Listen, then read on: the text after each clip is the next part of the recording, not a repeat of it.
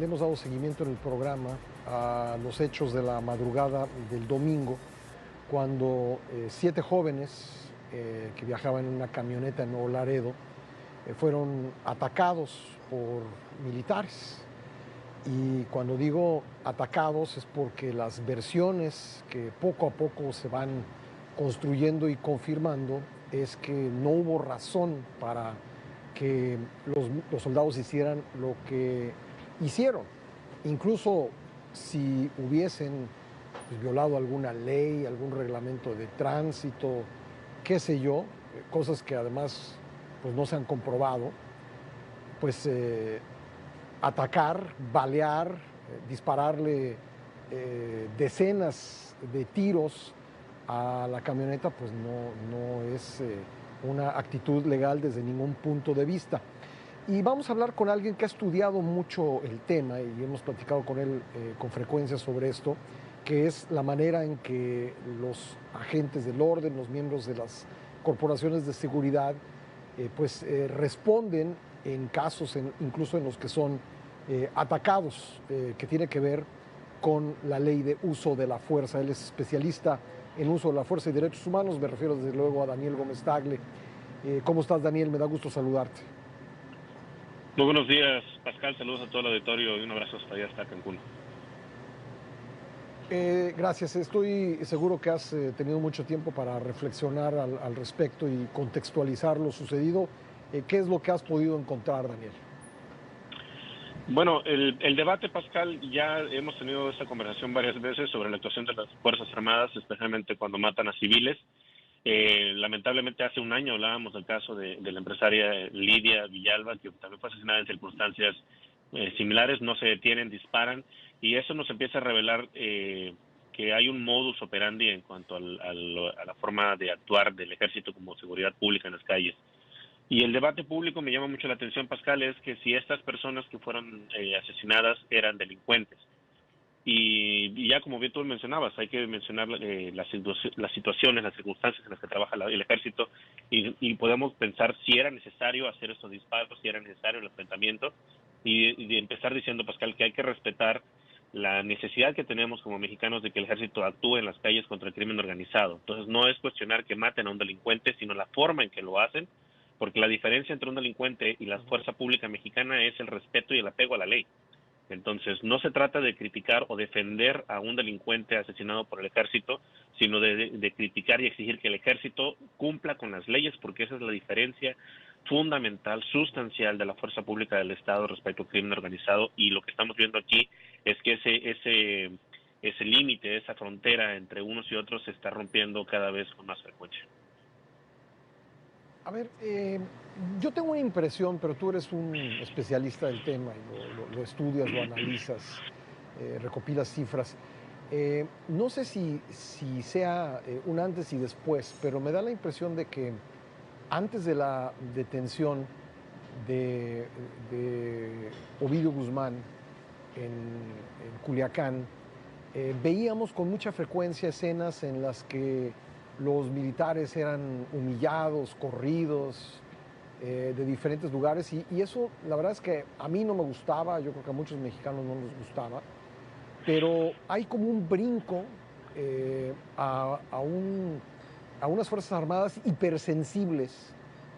No sé si a partir de esa fecha o si es una simple coincidencia, pero ahora vemos pues lo contrario, ¿no? Vemos lo contrario de la humillación, vemos a los militares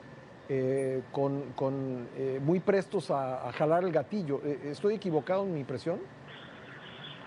No necesariamente, y aquí hay algo que podríamos ahondar, Pascal. En estas agresiones que hay de las personas y en donde vemos los videos de los soldados disparando al piso o amenazando a punta de cañón a los ciudadanos, hay que tomar en consideración que la reacción del crimen organizado también implica el hacer que la gente que vive en estas zonas agreda a los soldados, a los policías sin armas, porque genera ese tipo de Pero situaciones eso ya en las que la pasaba, percepción Daniel.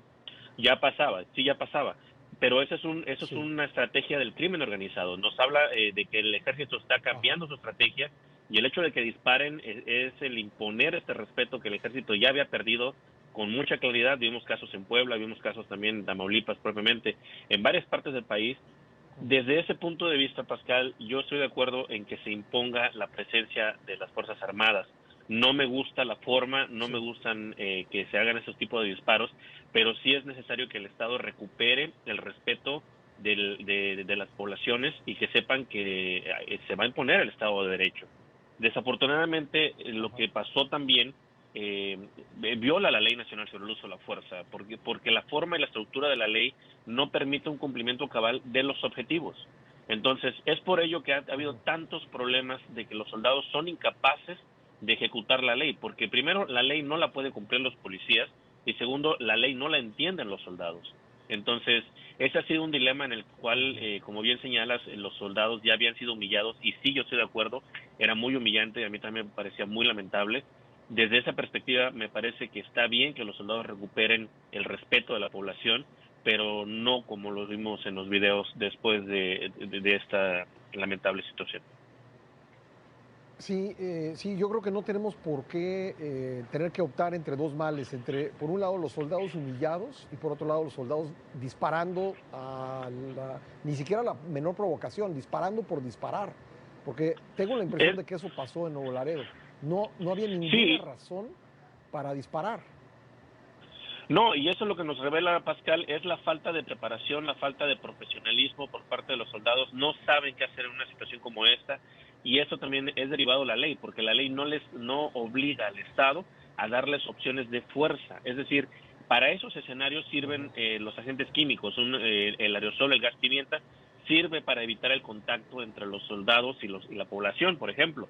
Podrían llevar, hay un tanque de agente químico de gas pimienta que es del tamaño de un extintor, y eso hubiera sido muy útil para evitar ese enfrentamiento. La ley no está bien diseñada y por lo tanto los soldados, los policías no reciben el equipamiento proporcional al riesgo que corren en las calles.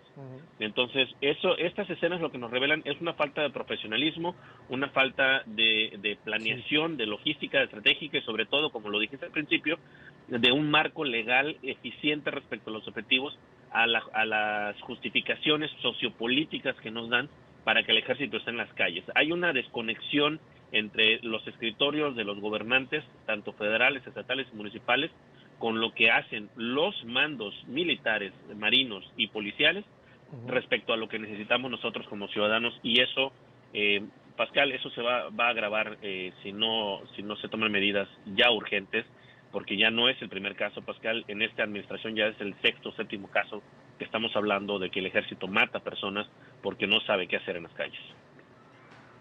Sí, ahí está el caso de Jiménez, Chihuahua, hace unos días, donde pues dos jóvenes que, por lo que vimos en el video tomado por un trailero, no representaban ninguna amenaza para elementos de la Guardia Nacional y los mataron, ¿no? Déjame irme un Sí, paso atrás.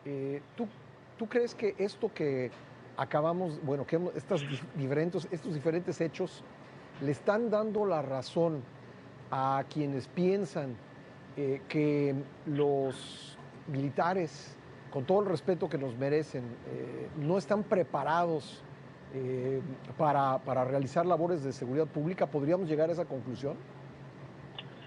los militares no están preparados para realizar labores de seguridad pública, definitivamente, Pascal. Los comunicados que han hecho las autoridades después de estos casos, lo que nos revelan es una desconexión institucional a responsabilidades administrativas. No quieren tomar cartas en el asunto y es más fácil juzgar a los soldados, a las personas bajo el uniforme verde, que admitir que la estrategia, el diseño institucional y la logística operacional no corresponde a la seguridad pública. Los soldados están siendo soldados y no, lo que necesitamos es que entiendan que las policías de México están muy debilitadas, y esto también, Pascal, es un diseño presupuestal. Han perdido ¿Por qué muchos han recursos dejado los que se policías. debiliten, Daniel? Lo han hecho a propósito, lo han dejado y lo han hecho a propósito en algunos otros casos. Sí. Yo siento una manipulación del discurso político en contra de las policías, y es cierto, las policías no eran eficientes, pero porque el modelo de los policías era militar. Los policías no podían cumplir con Sí. ese modelo y la solución fue traer a militares para ser policías. Esta es un embrollo descomunal, Pascal, que se va a ir complicando si no se soluciona. Ya lo hemos dicho, esto ya ha pasado, volverá a pasar, y tú y yo lo hemos platicado al menos ya 3, 4 veces, y con la misma advertencia, van a volver a culpar soldados y van a volver a matar civiles. ¿Por qué? Sí. Porque pues nadie Oye, toma la responsabilidad en ¿qué te serio. pareció? Perdón por la interrupción, Daniel. ¿Qué te pareció el comunicado que habla pues, de indisciplina, que están siendo sujetos a un proceso en el contexto de la justicia militar por indisciplina? ¿Qué te parece? Es decir, yo tengo la impresión de que esto se queda muy corto. Desde luego, es prácticamente el guión del comunicado del 27 de abril de 2022, en el que Guardia Nacional también comete abusos, y básicamente lo que dicen es que disparan pues porque los soldados quieren disparar, porque no saben cómo solucionar. Este guión es muy ofensivo, Pascal, para los que nos dedicamos al análisis, porque ni siquiera muestra un interés real en solucionar lo que está pasando, en ofrecer perspectivas adicionales a la problemática. Hay que entender, Pascal, hay que dejarlo muy claro al auditorio. Durante una situación de estrés en el que existen balas, en el que los soldados les disparan o conviven diariamente con el riesgo de ser asesinados, se deben tomar decisiones en cuestión de segundos, y decisiones muy difíciles. Pero esa es la diferencia entre tú y yo, Pascal, que somos analistas de escritorio a un soldado, es que ellos son profesionales. Ellos se entrenan todo el tiempo precisamente para tomar esas decisiones en la calle, y si estamos viendo que no cumplen con la ley, que no Sí. están respetando a la ciudadanía, que no se cumplen los objetivos de su despliegue en las calles, y que están matando ciudadanos mexicanos de una forma tan grotesca, tan absurda además en cuanto a las obligaciones, tenemos que criticar mucho que esa planificación del despliegue no corresponde.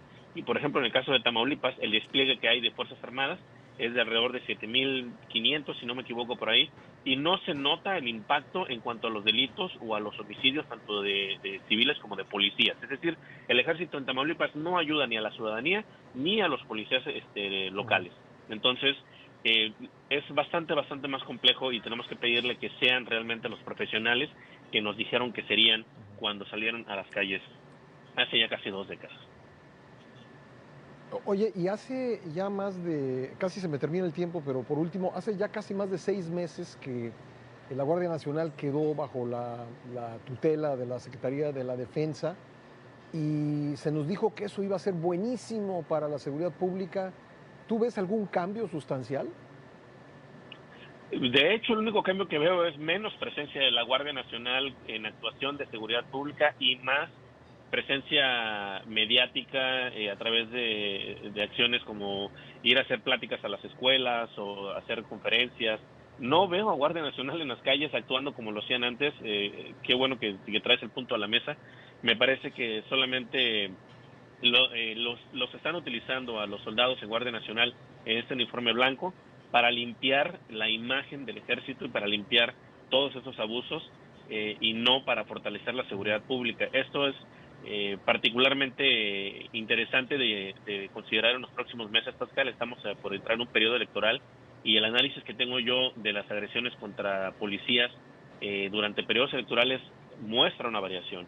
Entonces, no quiero entrar en terrenos truculentos, pero me parece que Guardia Nacional, al retirarse, al esconderse ya, al no ser más que una comparsa del ejército, está haciendo mucho daño a la seguridad pública de México. Pues Daniel, siempre un gusto conversar contigo. Ojalá que no tuviéramos que tocar estos temas, ¿verdad? Pero pues tu análisis es muy relevante para entender lo que está pasando. Te agradezco mucho, Daniel. Igualmente, Pascal, muy buen día. Gracias, Daniel Gómez Tagle, especialista en seguridad y consultor especializado en uso de la fuerza y derechos humanos. Y simplemente para concluir, mi enorme respeto por las Fuerzas Armadas, por los soldados, por los marinos, y no me gustan esos extremos. No me gusta el extremo del militar humillado, y tampoco me gusta el extremo del militar que dispara sin necesidad, porque creo que ambas cosas le hacen daño a la institución, y también creo que los militares tienen una función importantísima para este país, pero las labores que les han encargado los políticos tendrían que estarlas haciendo policías. Y si no hay policías, pues no es culpa de los soldados ni de los marinos, es culpa de los políticos.